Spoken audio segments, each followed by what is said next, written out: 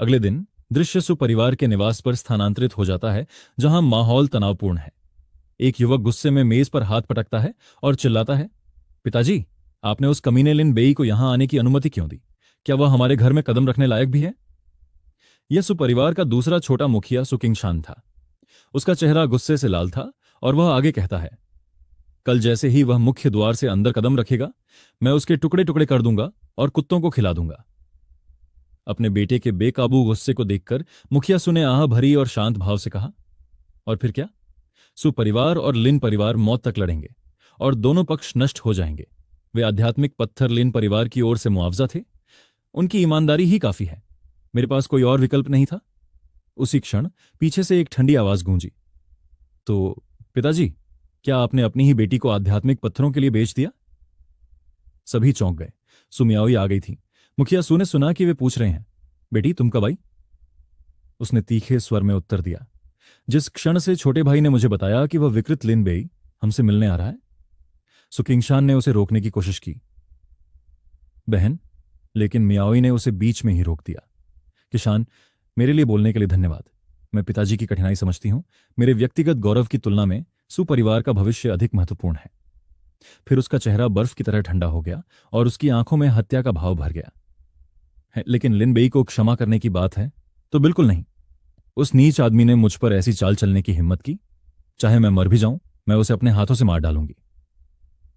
उसकी जानलेवा आभा ने पिता और पुत्र दोनों को कंपा दिया। उस क्षण उन्हें एहसास हुआ कि लिन बेई उसके दिल में मर चुका है। मियाओई ने अचानक अपनी तलवार निकाली और उसे अपने गले पर रख लिया। अगर पिताजी मुझे रोकने की कोशिश करते हैं तो बेहतर है कि मैं अभी मर जाऊं। कुलपिता सु घबरा गए। बेटी, तलवार नीचे रख दो। पिताजी तुम्हें नहीं रोकेंगे। मैं तुम्हें बदला लेने दूंगा। मैं कसम खाता हूं, हम लिन परिवार के आत्मा पत्थरों को तुरंत लौटा देंगे। यह सुनकर मियाओई थोड़ी शांत हुई। सचमुच? बिल्कुल सच, सोने से भी ज्यादा सच, कुलपिता ने घोषणा की। फिर उन्होंने ऊंची आवाज में कहा, मेरा आदेश आगे पहुंचाओ। साजो सामान इकट्ठा करो और लिन परिवार के साथ युद्ध की तैयारी करो। कल जब लिन बेई आए तो उसे बंधक बना लो। इसी बीच लिन परिवार में लिन बेई अभी भी शांति से सो रहा था। तभी उसके बगल में सिस्टम की आवाज गूंजी, साधना प्रगति 0.1%। अचानक, चेतावनी, चेतावनी। लिन बेई चौंक कर जाग गया। हे भगवान, क्या हुआ? सिस्टम ने जवाब दिया, सुमियाओई के हस्तक्षेप के कारण सुपरिवार के कुलपिता ने तुमसे बदला लेने का फैसला किया है। लिन बेई का चेहरा पीला पड़ गया। अगर मैं एएफ के साधना नहीं कर सकता तो लेटे लेटे ताकतवर कैसे बनूंगा? नहीं, नया मिशन। जल्दी बताओ, नया मिशन। सिस्टम ने ठंडे स्वर में जवाब दिया, मिशन का निर्णय विफल। स्वर्ग रैंक तलवार ताओ साधना पुस्तिका पुरस्कार के रूप में दी गई है। इसे तुरंत प्राप्त करें।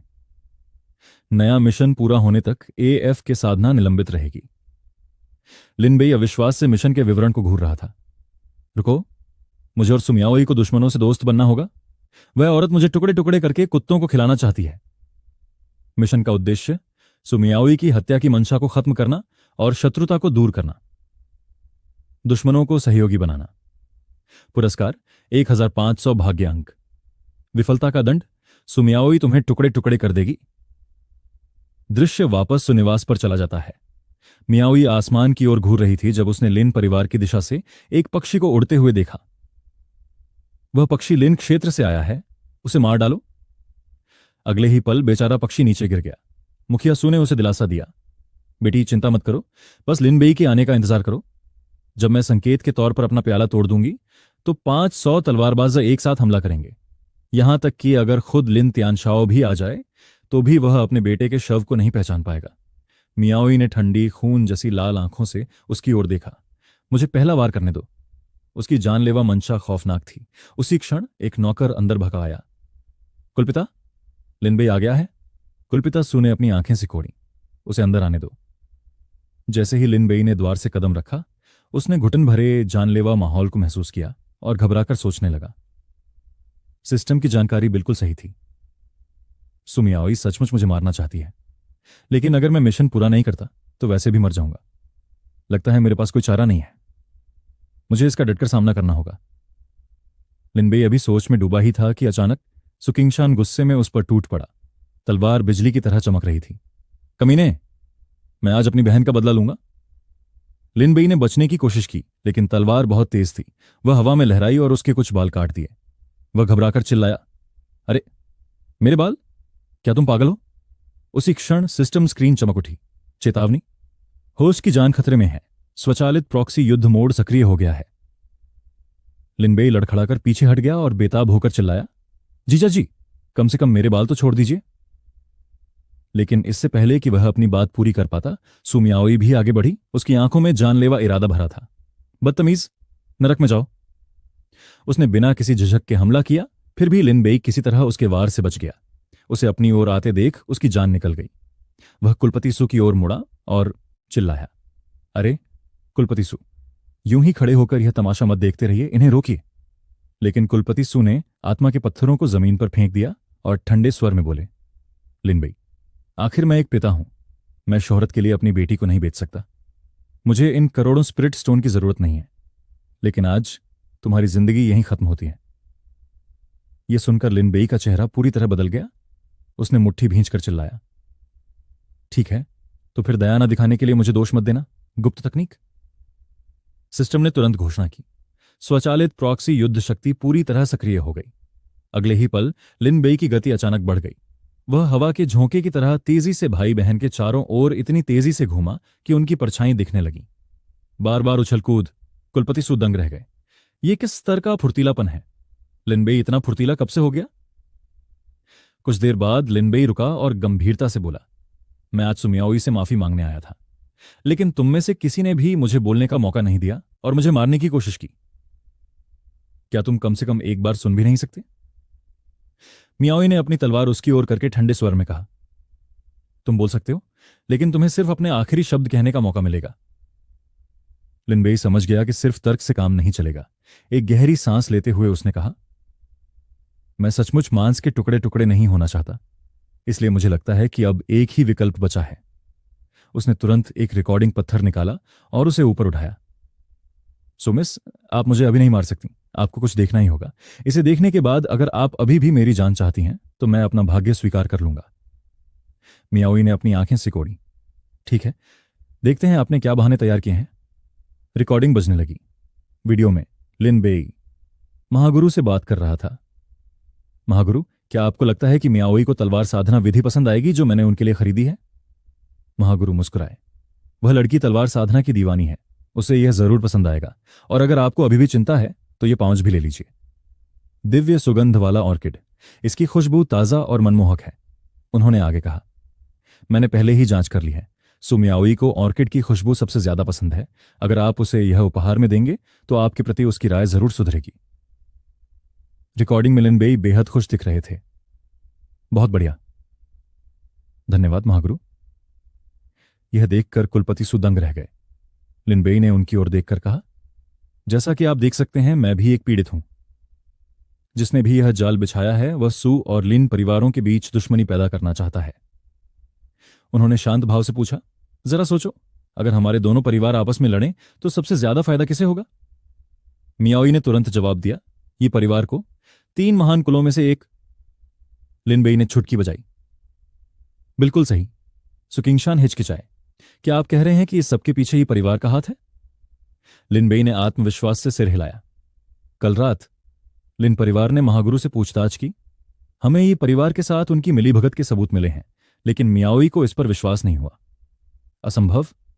भाई यिफान ने हमेशा मेरे साथ अच्छा व्यवहार किया है। वह ऐसी योजनाओं को कभी अनुमति नहीं देगा। लिन बेई ने आह भरी। मिस यिफान है, वह पूरे ये परिवार का प्रतिनिधित्व नहीं करते। इसके अलावा फेंगशी शहर की घटना के बाद क्या वह आपसे एक बार भी मिलने आए? मियाओई हकलाते हुए बोली, वह इसलिए क्योंकि भाई यिफान ने अफवाहें सुनी थीं और मुझे परेशानी में नहीं डालना चाहते थे। और वैसे भी यह सब तुम्हारी वजह से हुआ है लिन बेई। लिन बेई ने मन ही मन सोचा। मूल मालिक की यादों के अनुसार यिफान आना ही नहीं चाहते थे, लेकिन अगर मैं अब यह कहूं तो वह सचमुच मुझे मार डालेगी। इसलिए उसने विषय बदल दिया। जो कुछ भी हुआ वह अतीत की बात है। उस रात मैंने जो तलवार दांव विधि तैयार की थी उसे मेरी माफी समझो। जैसे ही मियाओई ने स्वर्ग हृदय तलवार तकनीक देखी, उसकी आंखें चौड़ी हो गईं। इस विधि में, इसमें असली तलवार की शक्ति है। क्या यह स्वर्ग स्तर की साधना तकनीक है? यह सुनकर सुकिंगशान गुस्से से भड़क उठा। मजाक करना बंद करो कमीने। कल तुमने मेरे पिता को पैसों से रिश्वत दी थी, तो क्या तुम्हें लगता है कि आज तुम मेरी बहन को भी उसी तरह बेवकूफ बना सकते हो? वह फिर से आगे बढ़ा। मेरी बहन को तुम्हारे इन घटिया तोहफों की कोई जरूरत नहीं है। भाड़ में जाओ। लिनबेई डर से कांप उठा, लेकिन अचानक मियाओई उनके बीच आ गई। किंगशान, रुको। उसने उसे जोर से मुक्का मारा और उसे दूर फेंक दिया। सुकिंगशान जमीन पर गिर पड़ा और दर्द से कराह उठा। इस बीच सुमियाओई अपने हाथों में मौजूद साधना विधि को देखकर पूरी तरह से हैरान रह गई। उसकी आंखें चमक उठीं और उसने अविश्वास से पूछा, एक स्वर्ग स्तर की साधना विधि? क्या यह सच में मेरे लिए है? लिनबेई उसकी प्रतिक्रिया से दंग रह गया। यह तो बस एक साधना विधि है। वह ऐसे क्यों व्यवहार कर रही है जैसे उसने लॉटरी जीत ली हो? जब मैंने उसे 1 करोड़ आध्यात्मिक पत्थर दिए थे तब भी वह इतनी खुश नहीं थी, लेकिन मियाओई का दिल पहले से ही उथल पुथल में था। एक स्वर्ग स्तर की तकनीक, यह एक ऐसी विरासत है जिसका सपना बड़े बड़े कुल भी देख सकते हैं। मैंने सालों तक मार्शल आर्ट का अभ्यास किया है। अगर इसका मतलब ऐसी कोई चीज हासिल करना होता तो मैं बिना किसी पछतावे के मर सकती थी। इतना अनमोल खजाना हाथ में लिए वह स्तब्ध रह गई। फिर भी लिनबेई ने उसे इतनी सहजता से दे दिया मानो कोई फल भेंट कर रहा हो। उसने हैरानी से उसकी ओर देखा। क्या लिनबेई सच में एक साधारण बेकार सा छोटा मालिक है?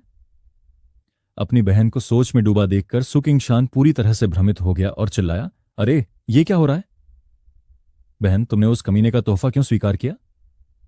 उसे अनसुना करते हुए लिनबेई ने मियाओई की ओर देखा और थोड़े आत्मविश्वास से पूछा, सुमहोदया, क्या मेरा माफीनामा सच्चा है? लेकिन वह चुप रही। लिनबेई चिंतित हो गया। कम से कम कुछ तो प्रतिक्रिया दो, ऐसे ही चुप मत रहो। मियाओई ने धीरे धीरे अपना मुंह खोला। यह तोहफा। इससे पहले कि वह अपनी बात पूरी कर पाती, कुलपति सु अचानक आगे बढ़े और बीच में ही टोक दिया, पुत्री, मुझे तुमसे अकेले में बात करनी है। वह उसे एक तरफ खींच ले गया और लिनबेई और सुकिंगशान को पीछे छोड़ दिया। किंगशान का गुस्सा फिर भड़क उठा। उसने अपनी तलवार निकाली और लिनबेई पर हमला कर दिया। लिनबेई नाम के बदमाश, तू मेरे पिता और मेरी बहन को तो बेवकूफ बना सकता है, लेकिन मुझे नहीं। मेरी तलवार का स्वाद चखो। लेकिन इससे पहले कि वह पास पहुंच पाता, कुलपति सु ने एक ही वार में उसे गिरा दिया। उफ। एक शांत कोने में कुलपति सु ने गंभीरता से पूछा, पुत्री, लिनबेई ने तुझे जो विधि सिखाई है वह कैसी है?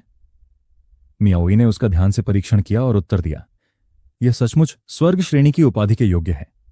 यह उस गहन श्रेणी की पवन तलवार से कहीं अधिक गहरी और शक्तिशाली है जिसका मैं अभ्यास कर रही हूं। यह सुनकर कुलपति सु गहरी सोच में पड़ गए। गहन विचार करने के बाद वह लड़का लिनबेई शायद सही कह रहा है। इस सबके पीछे ये परिवार का हाथ होने की 80% संभावना है। मियाओई ने सिर हिलाया। मुझे भी ऐसा ही लगता है। लिनबेई से बदला लेने के बजाय अब मैं यह पता लगाना चाहती हूं कि वास्तव में मुझे नुकसान पहुंचाने की कोशिश कौन कर रहा है। उसके पिता ने उसे चेतावनी दी थी, लिनबेई को सबक सिखाने की बात भूल जाइए। वह लड़का जितना दिखता है उससे कहीं ज्यादा चालाक है। अगर हमने उसे सच में उकसाया तो मुझे डर है कि पूरा सुपरिवार तबाह हो सकता है। न्याओ ने गहरी सांस ली। मैं समझती हूं। मैंने जीवन भर दांव तलवार के लिए परिवार के संसाधनों पर ही भरोसा किया है। अब उस कर्ज को चुकाने की मेरी बारी है। वह लिनबेई के पास लौटी और ठंडे स्वर में बोली, लिनबेई, आज मैं तुम्हारी जान बख्श दूंगी, लेकिन मेरी प्रतिष्ठा धूमिल करने के लिए मैं तुम्हें इतनी आसानी से माफ नहीं कर सकता। अब से कभी भी मुझे अपना चेहरा मत दिखाना। लिनबेई हक्का बक्का रह गया। हां। वह मन ही मन घबरा गया। वह अब भी मुझसे नफरत करती है, लेकिन सिस्टम की स्थिति कहती है कि मुझे दुश्मनी को दोस्ती में बदलना होगा, नहीं तो मैं मर ही जाऊंगा। उसके ठंडे चेहरे को देखकर लिनबेई ने अपने दांत भींच ली। लगता है अब बस एक ही तरीका बचा है। उन्होंने सावधानी से कहा, सुमहोदया, आपने गलत समझा है। मैं आपको मुझे माफ करने के लिए मजबूर नहीं कर रहा हूं। न्याओ ने हैरानी से उसकी तरफ देखा। तुम्हारा क्या मतलब है? लिनबेई ने गहरी सांस ली। मेरा मतलब है, मैं चाहता हूं कि तुम मुझे अपनी तलवार से सिर्फ एक बार काट दो। सब लोग स्तब्ध रह गए। क्या? तीनों ने बड़ी बड़ी आंखों से उसे घूरना शुरू कर दिया। न्याओ चिल्लाई, लिनबेई, क्या तुम पागल हो गए हो? क्या तुम मुझे किसी गंदी चाल से डराने की कोशिश कर रहे हो? लिनबेई ने झट से हाथ हिला दिए। नहीं, मैं शायद चीजों को ठीक से संभाल नहीं पाता, लेकिन मैं कोई निर्लज्ज बदमाश नहीं हूं। उन्होंने अपना सिर झुका लिया। मुझे लगता है कि सुश्रीमती को जो नुकसान हुआ है उसकी भरपाई मात्र 100 मिलियन स्पिरिट स्टोन और इस घटिया साधना विधि से नहीं की जा सकती। कुलपति सु लगभग बेहोश हो गए। सस्ता? इसे वह सस्ता कहता है? अमीर लोग तो बिना सोचे समझे बकवास करते हैं, लिन बेई ने आगे कहा। तो मेरा मतलब यह है कि किसी के कुछ प्रतिक्रिया करने से पहले ही उसने न्याओ की तलवार छीन ली और उसे अपने गले पर रख लिया। अगर सु मैडम मुझे मारना चाहती हैं तो मार डालिए, दया दिखाने की कोई जरूरत नहीं है। मैं लेकिन बेई पीछे नहीं हटूंगा। बाहर से तो वह वीर प्रतीत होता था, लेकिन अंदर ही अंदर वह रो रहा था। दादी, यह सब उन्हें भावनात्मक रूप से फंसाने का नाटक है। कृपया मुझे सचमुच मत काटिए, कृपया कृपया कृपया। लिनबेई के पूरी तरह बदले हुए रवैये को देखकर सुमियाओई गहरी सोच में डूब गई। क्या यह वही लिनबेई है जिसे मैं पहले जानती थी?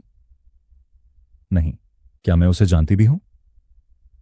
अपनी बहन के नरम पड़ते देख सुक्किन शान घबरा गई और चिल्लाई, बहन, कहीं तुम इस बदमाश पर नरम तो नहीं पड़ रही? अगर तुम नहीं कर सकती तो मुझे उसे संभालने दो। उसने तुरंत दहाड़ते हुए हवा की तलवार पर सवार होकर हमला कर दिया, लेकिन जैसे ही वह लिन बेई के पास पहुंचा, मियाओई ने बीच में आकर एक ही वार में उसे रोक दिया। लिन बेई चौंक गया। हां, किनशान ने अविश्वास से चिल्लाया, बहन तुम क्या कर रही हो? उसने ठंडे लहजे में जवाब दिया, तुम्हें दखल देने की जरूरत नहीं है, यह मेरा मामला है, मैं इसे खुद संभाल लूंगी। किसी के कुछ कहने से पहले ही उसने अपनी तलवार सीधे लिन बेई की छाती में घुसा दी। लिन बेई पीड़ा से कांप उठा। धिक्कार है, मैं मर गया, मैं सचमुच मर गया। ये लड़की बेरहम है, मैं तुम्हारा होने वाला पति हूं, कम से कम नियमों का तो पालन करो। लेकिन अगले ही पल मियाओई ने चाकू निकाला और उसे एक गोली थमा दी। इसे ले लो, ये एक उपचार की गोली है, इससे खून बहना बंद हो जाएगा। लिन बेई असमंजस में थी। क्या? उसने झल्लाकर कहा, जैसा मैं कहूं वैसा करो, इसे खा लो। उसे सोचने का समय दिए बिना उसने गोली उसके मुंह में ठूंस दी और कहा, चूंकि तुमने जानबूझकर ऐसा नहीं किया, इसलिए इस तलवार के वार के बाद हमारे बीच अब कोई हिसाब बाकी नहीं है। अंदर ही अंदर उसने धीरे से कहा, लिन बेई, अगर तुम बदमाश ही बने रहते तो मैं तुम्हें बिना किसी झिझक के मार डालती। तो अचानक तुम इतने नेक कैसे हो गए? कुलपति सु ने तनाव कम करने के लिए आगे बढ़कर कहा, लिन बेई, चूंकि मेरी बेटी अब इस मामले को आगे नहीं बढ़ाना चाहती तो इसे यहीं समाप्त मान लेते हैं। आप जा सकते हैं। लिन बेई हिचकिचाई। ऐसा नहीं लगता कि वह अचानक फिर से लोगों को काट डालेगी, लेकिन क्या वो भविष्य में भी मुझे कीमा बना देगी? उसी क्षण सिस्टम का अलार्म बज उठा। चेतावनी, अगर दुश्मनी को दोस्ती में नहीं बदला गया तो भविष्य में सुमियाओई यीफान के उकसावे पर आकर होस्ट को मार डालेगी। लिन बेई घबरा गई। तो क्या मेरा भविष्य अभी भी अनिश्चित है? मुझे इस छिपे हुए खतरे को पूरी तरह से मिटाना होगा। उसने मूल स्वामी की यादों को खंगाला। मियाओई ने हमेशा तलवार ताओ के शिखर तक पहुंचने का सपना देखा था, लेकिन उसके आसपास किसी को भी यह बात समझ नहीं आई। शायद यही मेरे लिए प्रवेश द्वार हो। उसने तुरंत आत्मविश्वास भरी मुस्कान बिखेरी। सुमहोदया, आप सचमुच उदार हैं। मैं लिन बेई आपका प्रशंसक बन गया हूं, क्यों ना हम दोस्त बन जाएं? फिर उसने साधना की कई और किताबें निकाली। ये तलवार ताओ की वो विधियां हैं जिन्हें मैंने वर्षों से एकत्रित किया है। मैं इन्हें सुश्री सु को निःशुल्क देना चाहता हूं। मियाओई स्तब्ध रह गई। तलवार ताओ की और भी तकनीकें, और एक से ज्यादा भी? उसने संदेह से पूछा। भाई यीफान हमेशा मुझे गहने देते थे। लिन बेई, क्या तुम्हें नहीं लगता कि एक औरत का तलवारों के साथ नाचना ठीक नहीं है? लिन बेई ने दृढ़ता से जवाब दिया, इसमें गलत क्या है? तलवार विद्या में पुरुष और स्त्री का कोई भेद नहीं होता। ईश्वर के समक्ष सभी प्राणी समान हैं, ये शब्द उसके हृदय में गूंज उठे। उसे अचानक यीफान की कही बात याद आई। एक स्त्री को युद्ध कला का अभ्यास क्यों करना चाहिए? क्या घर पर रहकर पति का सहारा बनना और बच्चों की परवरिश करना बेहतर नहीं है? तभी उसके पिता की आवाज गूंजी, बेटी, अगर तुम दिन भर तलवार चलाती रहोगी तो तुमसे कौन शादी करेगा? लेकिन लिन बेई की सोच अलग थी। सभी प्राणी समान हैं, पुरुष और स्त्री में कोई अंतर नहीं है। इससे पहले किसी ने मुझसे ऐसा नहीं कहा था। उसने उसे नए नजरिए से देखा। लिन बेई दूसरे पुरुषों जैसा नहीं है। उसके होठों पर हल्की सी मुस्कान आ गई। ठीक है, तो हम दोस्त हैं। ताओ के साधकों, आइए भविष्य में तलवार ताओ पर साथ मिलकर चर्चा करें। सिस्टम नोटिफिकेशन, पार्टी पॉपर, बधाई हो होस्ट। मिशन पूरा हुआ। सुमियाओई के साथ दुश्मनी दोस्ती में बदल गई है। इनाम के तौर पर 1500 डेस्टिनी पॉइंट्स दिए गए। एएफ के कल्टीवेशन फंक्शन बहाल हो गया। लिन बेई ने राहत की सांस ली। आखिरकार यह आसान नहीं था। मेरी नन्ही सी जान बच गई। लेकिन इससे पहले कि वह चैन की सांस ले पाता, एक नया मिशन शुरू हो गया। चेतावनी चेतावनी, भाग्य के बच्चे। यिफान ने मेजबान के प्रति जानलेवा इरादा विकसित कर लिया है। मिशन, इस खतरे को हल करें। इनाम 2000 भाग्य अंक। विफलता, नियति के पुत्र के हाथों मृत्यु। लिन बेई जम गया। हैं? यिफान नियति का पुत्र? दृश्य परिवर्तन। यिफान गुस्से से भड़क उठा और दहाड़ते हुए बोला, लिन परिवार के उस कमीने ने मेरी औरत को छूने की हिम्मत कैसे की? मैं पूरे लिन परिवार को तबाह कर दूंगा। उसकी आंखों में ठंडक छा गई।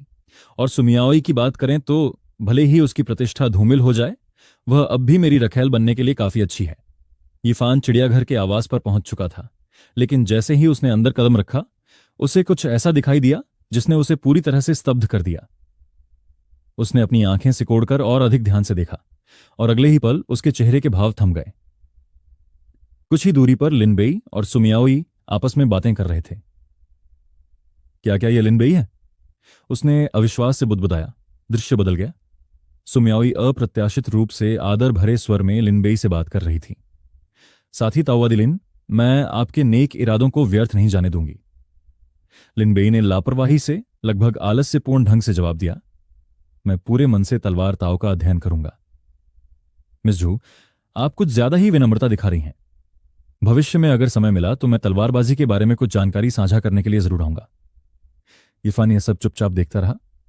उन दोनों को इतनी नजदीक खड़े देखकर उसके अंदर ईर्ष्या जहर की तरह भड़क उठी। उसने दांत भींचे और मन ही मन कोसने लगा। धिक्कार है, ये कुतिया असल में लिन बेई से अकेले में मिल रही है। उसके मन में एक बुरा ख्याल आया और उसका हाथ उसकी स्टोरेज रिंग की ओर बढ़ गया। मैंने तो पहले उसकी ठंडी देह को ठीक करने के लिए आध्यात्मिक औषधि का इस्तेमाल करने की योजना बनाई थी, लेकिन अब मैंने अपना इरादा बदल लिया है। उसकी मुट्ठी कस गई और चेहरा क्रूरता से लाल हो गया। मैं झू परिवार को सीधे शादी का प्रस्ताव दूंगा और शादी की रात मैं उसे धीरे धीरे तड़पाऊंगा। उसके चेहरे पर एक भयावह मुस्कान फैल गई। आखिर वह ठंडा शरीर एक बेहतरीन भट्टी जैसा है। इसी बीच लिन बेई जाने की तैयारी करने लगा। यिफान ने जाते हुए लिन बेई को घृणा भरी निगाहों से देखा और उसका उपहास उड़ाया। लिन बेई तो बस एक घटिया सा आदमी है। एक बार जब मैं सफलतापूर्वक घुसपैठ कर लूंगा तो मैं उसे और पूरे लिन परिवार को एक ही झटके में खत्म कर दूंगा। दृश्य फिर बदल गया। लिन बेई अपने बिस्तर पर बैठा था और अपने सामने तैरती हुई सिस्टम स्क्रीन को घूर रहा था। उसके चेहरे पर निराशा साफ झलक रही थी। एक और मौत का साया मेरे सिर पर मंडरा रहा था।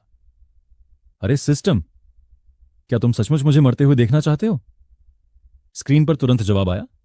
सिस्टम मिशन भविष्य के संकटों की दूरदर्शिता के आधार पर जारी किए जाते हैं। सिस्टम का मेजबान को नुकसान पहुंचाने का कोई इरादा नहीं है। लिन बेई ने गहरी सांस ली और अनिच्छा से स्थिति को स्वीकार कर लिया।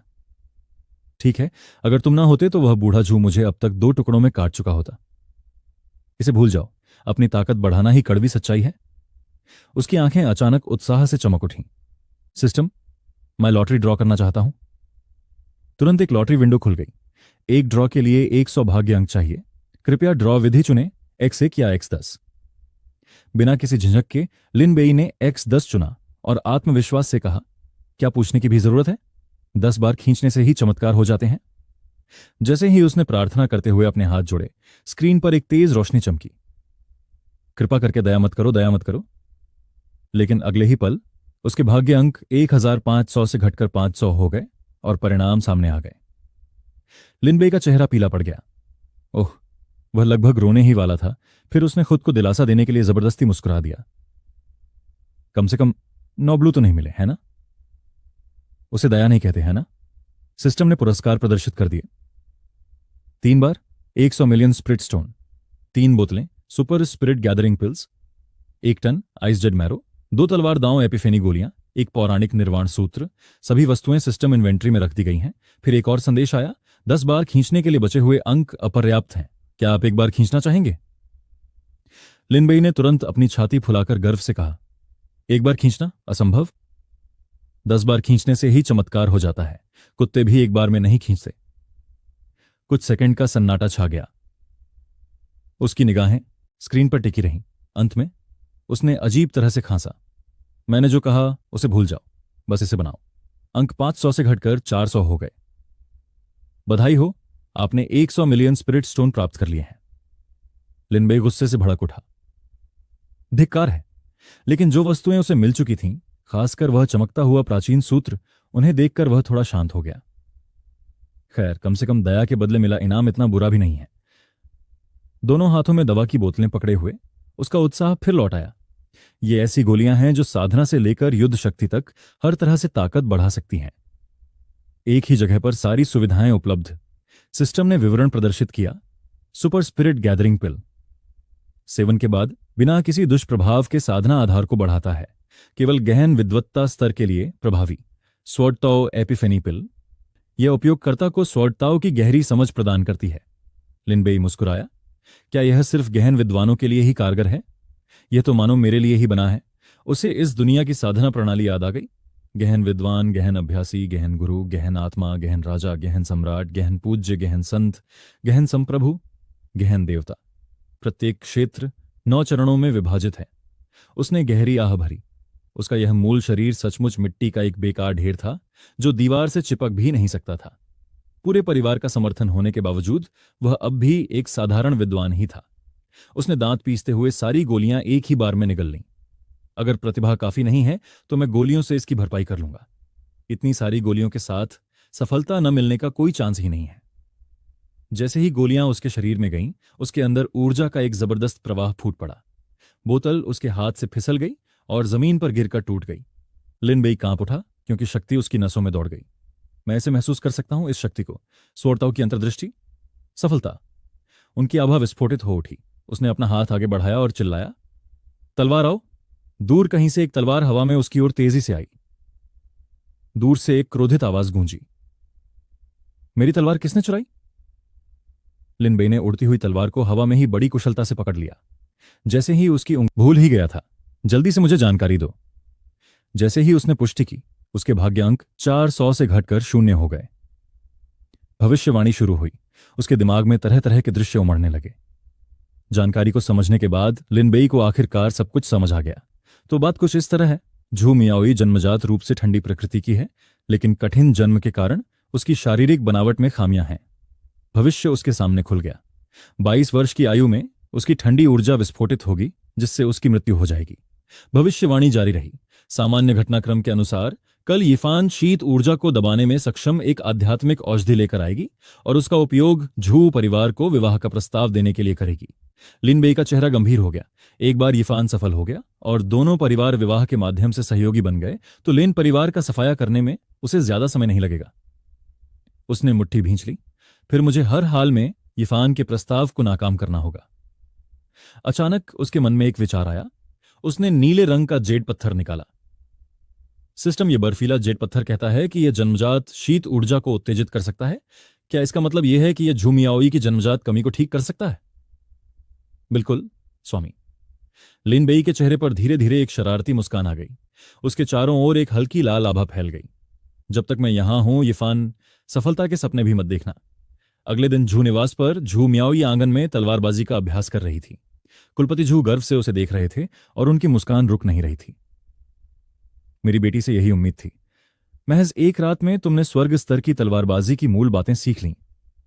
उसी क्षण लिनबेई ताली बजाते हुए वहां पहुंचे। झू की तलवारबाजी की प्रतिभा वाकई अद्भुत है। उसने जमीन पर बने तलवार के निशानों पर नजर डाली।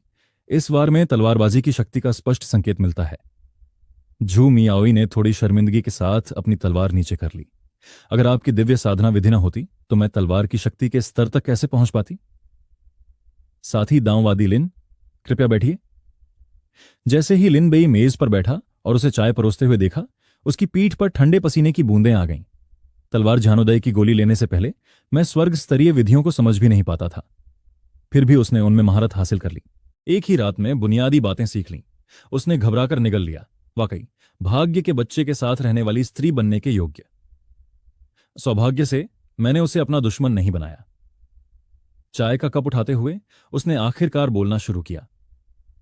दखल देने के लिए क्षमा करें, लेकिन मैं आज 2 कामों के लिए आया हूं।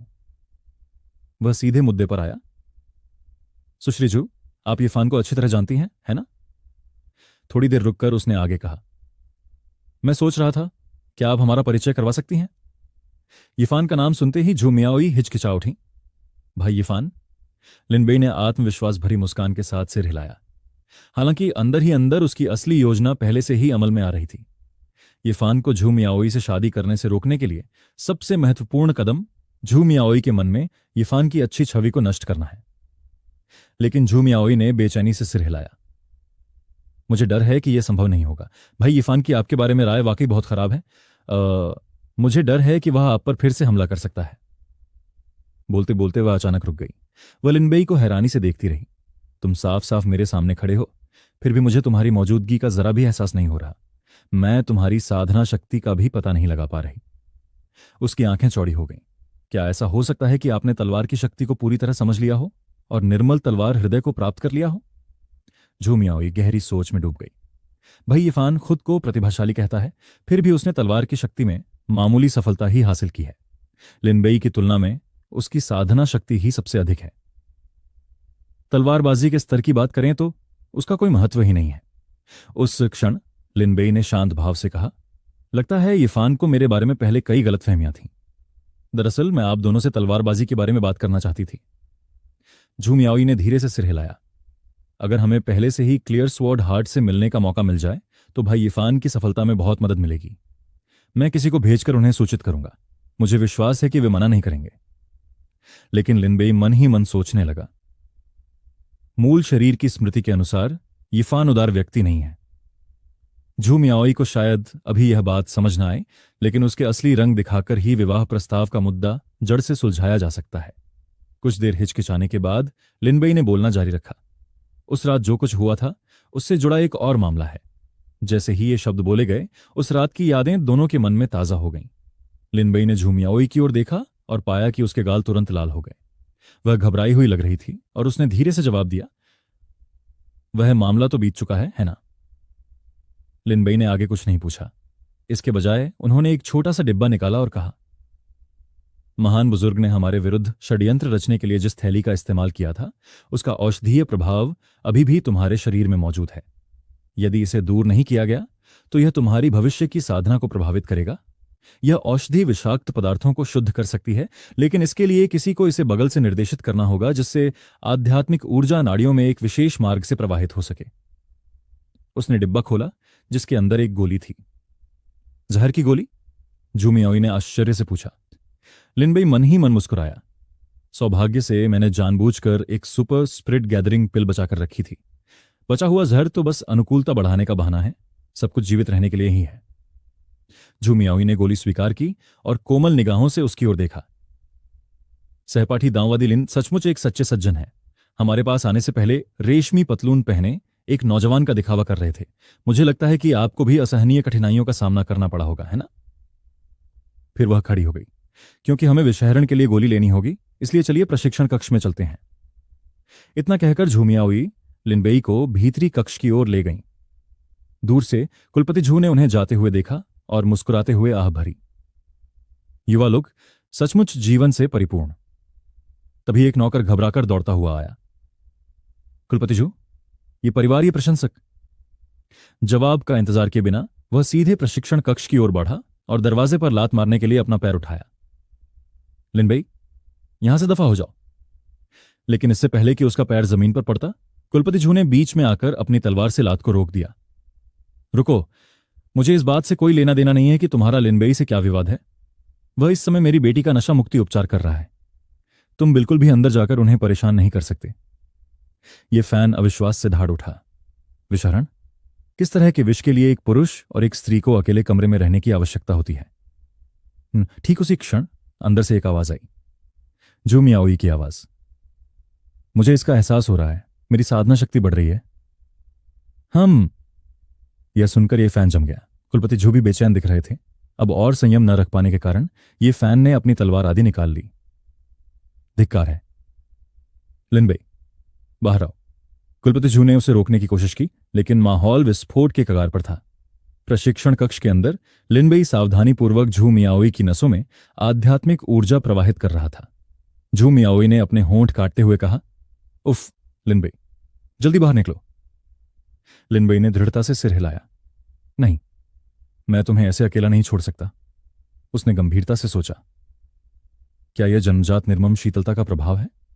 मुझे विश्वास नहीं होता कि निर्मल तलवार, हृदय की तलवार ऊर्जा तुम्हें वश में नहीं कर सकती। अपनी ऊर्जा समेटते हुए उसने अपनी उंगली से उसके एक्यू पॉइंट को छुआ। थोड़ा धैर्य रखो, मैं तलवार की ऊर्जा का उपयोग करके इस ठंडी ऊर्जा को रोक दूंगा। लेकिन झूमियाओई के भीतर की ऊर्जाएं अचानक टकरा उठीं। उसने दर्द भरी आवाज निकाली, क्यों? जल्दी रुको।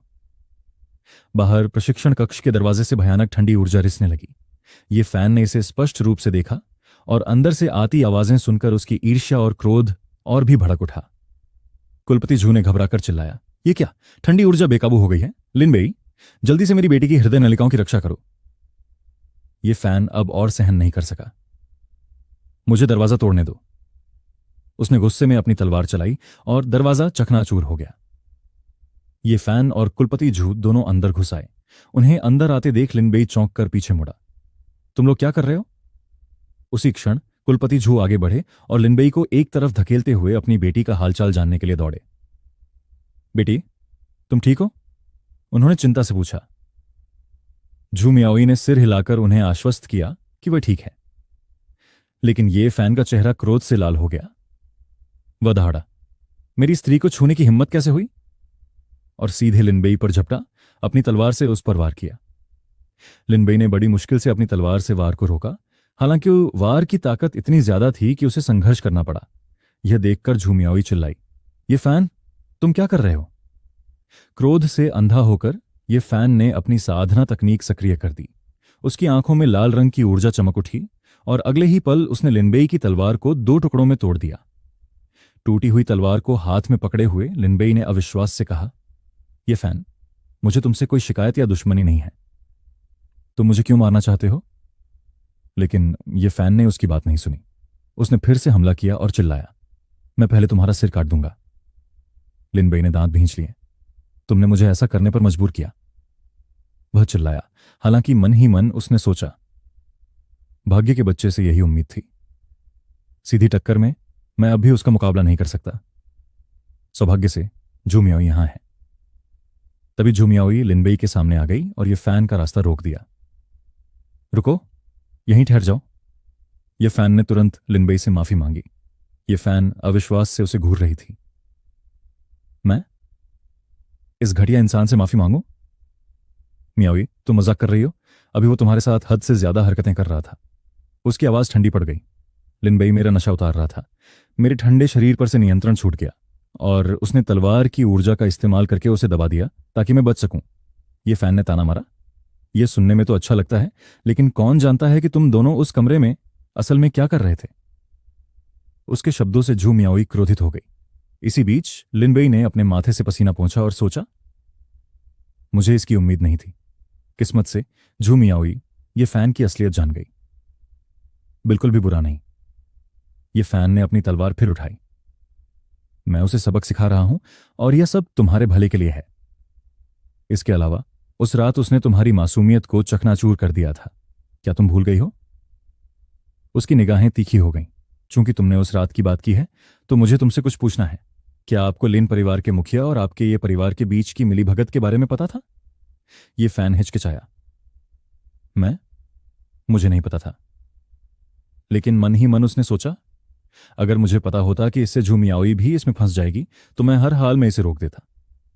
झू मियाओई ने निराशा से उसकी ओर देखा। ये फैन, तुमने मुझे सचमुच निराश किया है। मुझे अपनी औरत कहना बंद करो। अब से हमारा एक दूसरे से कोई वास्ता नहीं रहेगा। उसके ये शब्द उसे बिजली की तरह लगे। उसकी आंखों में क्रोध झलक रहा था। तुम उस बेकार सी बात पर मुझसे रिश्ता तोड़ रहे हो। ये मत भूलो, मैं ही एकमात्र ऐसा आदमी हूं जो सच में तुमसे अच्छा व्यवहार करता है। तभी लिनबेई उसके पास से गुजरी और हल्के से खांसी। ये फैन, अगर तुम सच में उससे अच्छा व्यवहार करते थे तो जब उसे तुम्हारी सबसे ज्यादा जरूरत थी तब तुम उसके साथ क्यों नहीं थे? अब क्यों आए हो? ये फैन ने उसे घूर कर देखा। आप जैसे बाहरी व्यक्ति को मियाओई के साथ मेरे रिश्ते के बारे में क्या पता होगा? क्या अंदर ही अंदर उसे पता है कि लिनबेई मुझसे मुकाबला करने की हिम्मत कर रहा है? मुझे झू मियाओई को जल्द से जल्द अपने साथ लाना होगा। कुलपति झू की ओर मुड़ते हुए उसने आत्मविश्वास से कहा, चाचा झू, सच कहूं तो मियाओई और मैं बहुत पहले से एक दूसरे को पसंद करते हैं। मैं आज औपचारिक रूप से विवाह का प्रस्ताव रखने आई थी। उन्होंने एक आध्यात्मिक कार्ड निकाला और मुझे प्रस्तुत किया। यह मेरा सगाई का उपहार है, 1 लाख आध्यात्मिक पत्थर। मुझे उम्मीद है कि चाचा झू मुझे मियाओई से जल्द शादी करने की अनुमति दे देंगे। यह सुनकर कुलपति झू चुप हो गए। पूरा हॉल सन्नाटे में डूब गया। फिर अचानक लिनबेई जोर से हंस पड़ा। ये फैन ने उसे गुस्से से घूरा। तुम किस बात पर हंस रहे हो? क्या तुमने पहले कभी इतने सारे स्पिरिट स्टोन नहीं देखे? लिनबेई ने अपनी हंसी दबाने की कोशिश की और जवाब दिया, कुछ नहीं, मुझे अभी एक दिलचस्प बात सूझी। ये फैन ने ठंडी सी आवाज में लिनबेई की ओर मुड़कर कहा, हम्फ, ये 1 लाख आध्यात्मिक पत्थर लिन परिवार की पूरे साल की आमदनी के बराबर है। देखते ही देखते रहो, ईर्ष्या ही हाथ लगेगी। अंकल झू, क्या आपको सच में लगता है कि यह बहुत कम है? मियाओई तो अपनी मासूमियत खो चुकी है। उससे शादी करने का फैसला करक मुझे पहले ही बहुत बड़ा नुकसान हो रहा है। लिनबेई जैसे निकम्मे ने भी उसे छूने की हिम्मत कर ली। 1 लाख स्प्रिट स्टोन भेंट करना झू परिवार को बहुत बड़ा सम्मान दिलाना है। चाचा झू, आपको इस बारे में अच्छी तरह सोच लेना चाहिए। कुलपिता झू स्तब्ध रह गए। उन्होंने मन ही मन कड़वाहट से सोचा, यह परिवार कितना बढ़िया है। उन्होंने मेरी बेटी को नुकसान पहुंचाने की साजिश रची और अब वे हमें तब मार रहे हैं जब हम पहले से ही गिरे हुए हैं। 1 लाख स्पिरिट स्टोन, उसने मन ही मन उपहास किया। इसकी कोई कीमत नहीं है। तभी कुलपति जू की जेब से एक स्पिरिट स्टोन कार्ड फिसलकर जमीन पर गिर गया। यह फैन की नजर तुरंत उस पर पड़ी और उसका चेहरा बदल गया। यह कार्ड किसका है? इससे पहले कि वह कुछ और सोच पाता, कुलपति जू ने शांति से झुककर उसे उठाया और जेब में रख लिया। ओह, उसने हल्के से कहा, मैं कितना लापरवाह था। लिनबेई ने मुझे जो स्पिरिट स्टोन कार्ड दिया था, वह मुझसे लगभग खो ही गया था। यह फैन अविश्वास से लिनबेई को घूर रहा था। क्या? वो तो बस एक बिगड़ा हुआ बेटा है, उसे स्पिरिट स्टोन कार्ड कहां से मिलेगा? अंकल जू, धोखे में मत आइए। वो कार्ड शायद खाली है ना? उसके शब्द खत्म होते ही अचानक एक आत्मा पत्थर लिनबेई के पैरों में गिर पड़ा। फिर दूसरा और फिर तीसरा। लिनबेई ने लापरवाही से अपना स्पिरिट स्टोन कार्ड निकाला। हल्की सी मुस्कान के साथ उसने अपनी कलाई झटकाई और स्पिरिट स्टोन की एक धारा बह निकली, जो उसके पीछे एक छोटे पहाड़ की तरह जमा हो गई। हल्के फुल्के व्यंग्यात्मक लहजे में लिनबेई ने कहा, लगता है भाई ये फैन के मेरे बारे में काफी विचार हैं। दुर्भाग्यवश मेरे कार्ड में मौजूद आत्मा के पत्थर तुम्हारी तुच्छ भेंट से कहीं अधिक मूल्यवान है। ये फैन जम गया। उसकी आंखें चौड़ी हो गईं, मुंह खुला रह गया। हे भगवान, ये कैसे मुमकिन है? तुम्हारे पास इतने सारे स्पिरिट स्टोन कैसे हो सकते हैं? मियाओ जी, इस आदमी के इरादे जरूर बुरे हैं। ऐसा नहीं है कि तुम नहीं जानती कि उसने पहले क्या किया है। वो कुछ भी कहे, अभी किसी बात पर राजी मत होना। दुखी चेहरा बनाते हुए ये फैन ने सु मियाओजी की ओर रुख किया, लेकिन सु मियाओजी पहले ही तंग आ चुकी थी। बस बहुत हो गया, उसने चिल्लाकर कहा।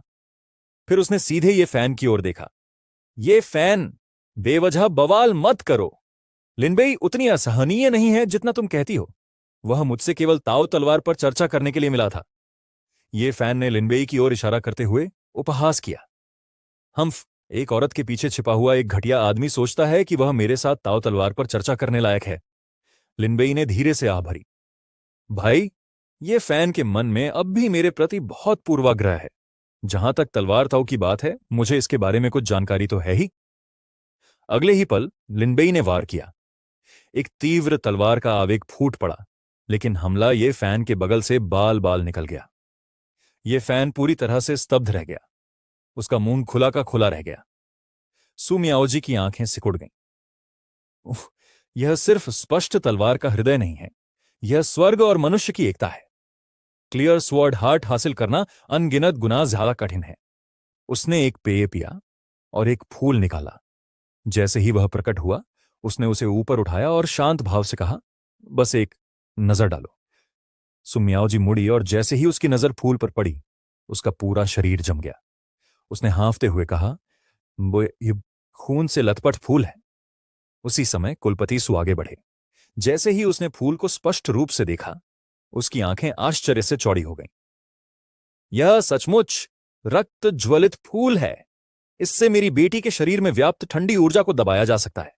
मियाओजी आखिरकार बच गए। यिफान आत्मविश्वास से भरा हुआ सीधा खड़ा था। उन्हें पता था कि वे पहले ही जीत चुके हैं। कुलपति सु ने यिफान का हाथ कसकर पकड़ लिया। यिफान, जो चाहो मांग लो। मेरा सू परिवार इस रक्त ज्वलित फूल को पाने के लिए कोई भी कीमत चुकाने को तैयार है। यीफान ने हल्की सी मुस्कान के साथ कहा, मैंने मूल रूप से इस रक्त ज्वलित फूल को मियाओजी को हमारी शादी की रात सरप्राइज के तौर पर देने की योजना बनाई थी, लेकिन अब लगता है कि सू परिवार को आध्यात्मिक पत्थर ज्यादा पसंद है। कुलपति सू ने बिना किसी झिझक के सिर हिलाया। मैं समझ गया, मैं आपके प्रस्ताव से सहमत हूं। रुकिए। इससे पहले कि वह अपनी बात पूरी कर पाता, लिनबेई आगे बढ़ा और उसे बीच में ही रोक दिया। उसने सीधे यीफान की ओर इशारा किया। शादी की रात के लिए एक सरप्राइज? क्या तुम उसे खून से सना फूल देकर मिस सू को मारना चाहते हो? यीफान ने ताना मारा। जब तुम अज्ञानी हो तो विशेष बना सकते हो। लिनबेई ने बिना झिझक के सिर हिलाया। सुश्री को बचा पाना मेरे लिए सबसे बड़ी खुशी है।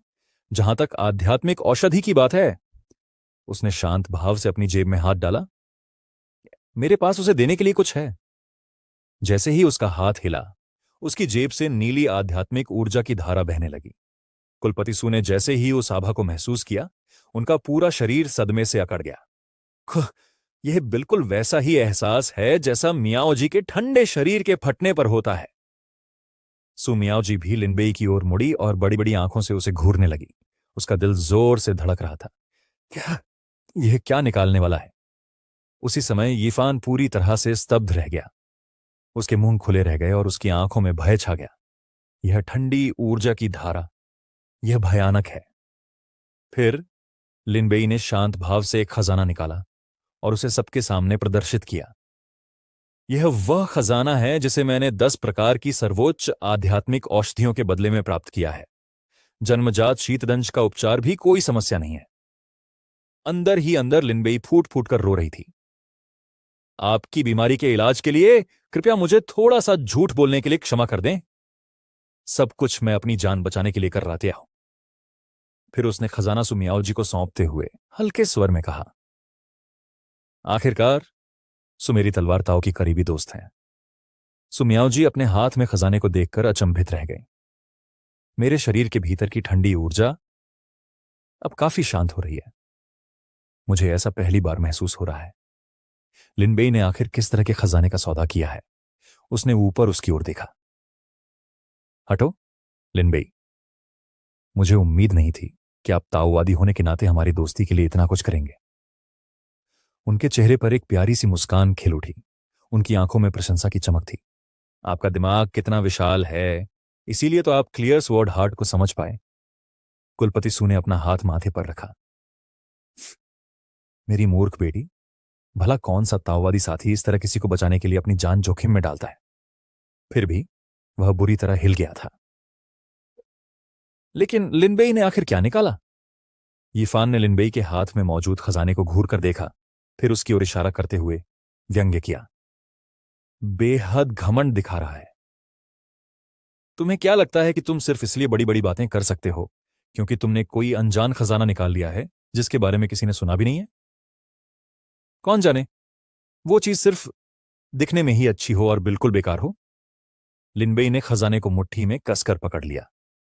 कम से कम यह तुम्हारे रक्त ज्वाला फूल से तो ज्यादा शक्तिशाली है। जैसे ही उसने बोलना समाप्त किया, लिनबेई के खजाने से ऊर्जा बाहर की ओर फैल गई। इसने सीधे यीफान के रक्त ज्वाला फूल को प्रभावित किया।